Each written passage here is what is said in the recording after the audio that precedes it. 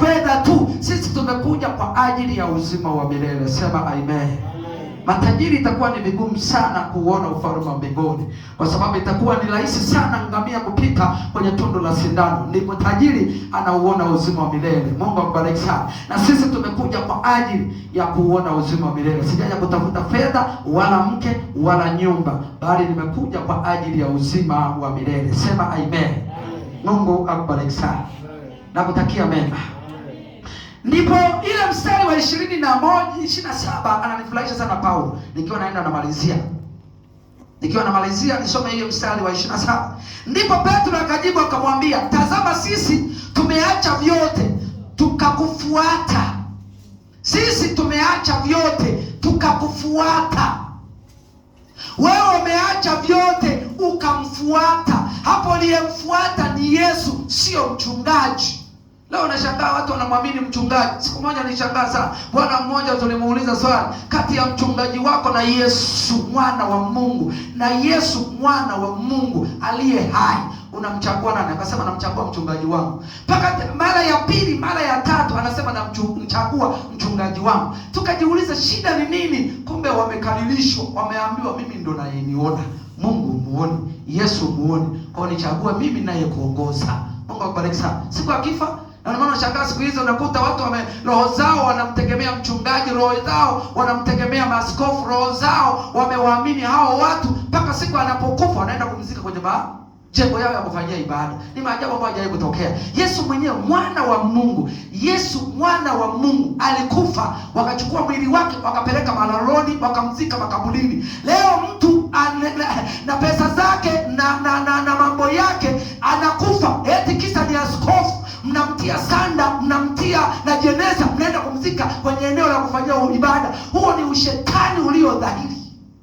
Mimi nimezungumza. Mungu akubariki sana. Waje waniulize kwa nini nazungumza ni ushetani. Ni vitu ambavyo havijawahi kutokea. Yesu mwenyewe, kati ya Yesu na askofu nani mwenye thamani? Yesu mwenyewe mwana wa Mungu walitia sanda wakapeleka makaburini. Alafu wewe Mwafrika si mzungu, alafu unakufa, tunakutia sanda na jeneza, tunakupeleka eneo la kufanyia ibada, tunachimba madhabahuni, tunakuzika. Huo ni ushetani ulio dhahiri. Yaani hiyo ni baada ya wafu 100%, sio ya chenga. Mungu akubariki sana.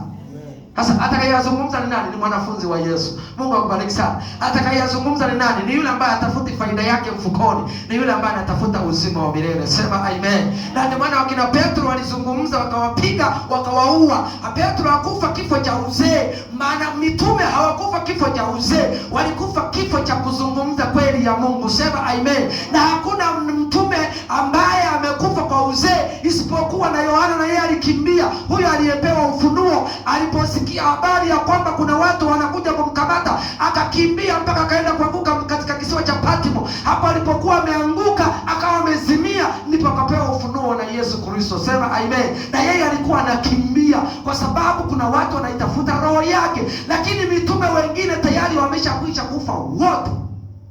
Akabaki mmoja ambaye ni Yohana. Mungu akubariki sana. Nipungie mkono wa Yohana. Kwa hiyo yeye aliyevaa nafasi ya wokovu, huyo ndio atakayezungumza kweli. Mungu akubariki sana. Yesu anazungumza katika ile Yohana sura ya 8 mstari wa 31.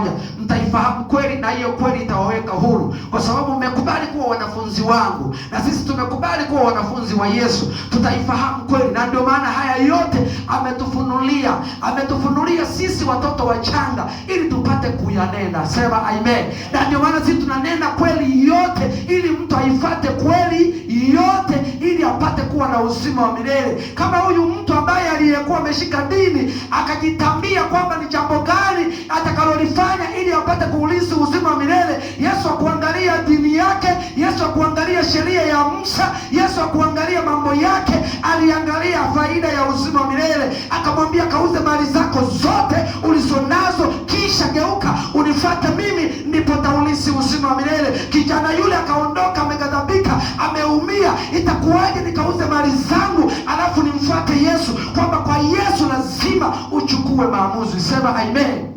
Lazima uchukue maamuzi. Mungu akubariki sana.